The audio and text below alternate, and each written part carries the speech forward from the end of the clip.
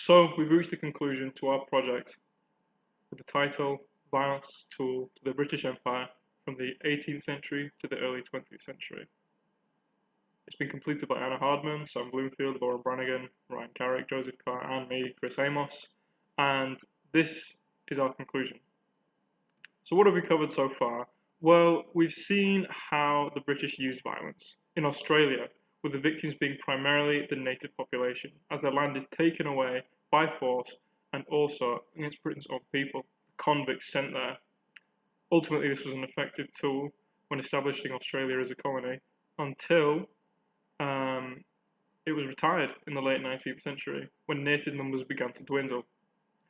We also saw how Britain crushed the native population in the Tasmanian genocide, completely gaining control of the island.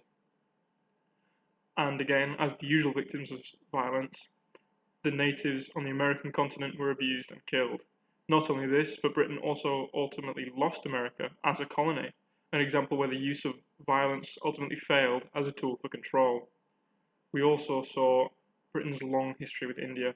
Firstly, in the Indian Rebellion in 1857, their early use of the East India Company and eventual conquering of India that cost thousands of lives, and later in Britain's history with India was the Jallianwala Bagh massacre, and the violent response from the British shows it again was their primary tool.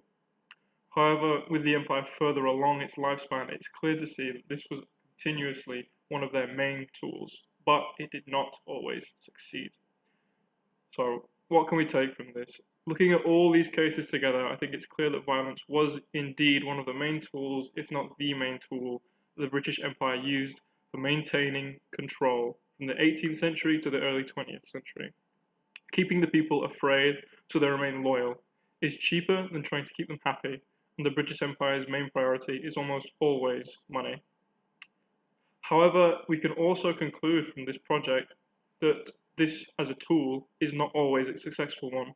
It failed in America, and the recurring resistance in India shows it was never 100% effective and successful, so much so that figures like Gandhi promoting peace became popular. It only fed more violence and more resistance to their own regimes.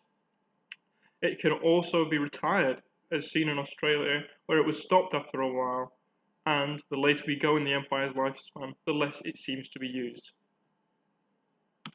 So, that concludes our project. Thank you all very much for listening, and here is a complete list of our bibliography and sources. Thanks.